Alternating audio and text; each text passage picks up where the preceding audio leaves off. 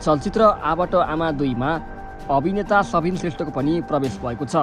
निर्देशक चन्द्र पन्तले मङ्गलबार उनीसँग लिखित सम्झौता गरेका हुन्।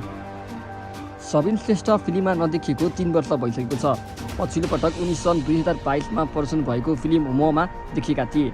यसपछि उनले केही फिल्म सम्झौता गरे पनि ती निर्माण हुन सकिनन्। अब आबाट आमा 2बाट कमब्याक गर्न लागेका उनी यस फिल्ममा नकारात्मक भूमिकामा देखिन लागेको बुझेको छ।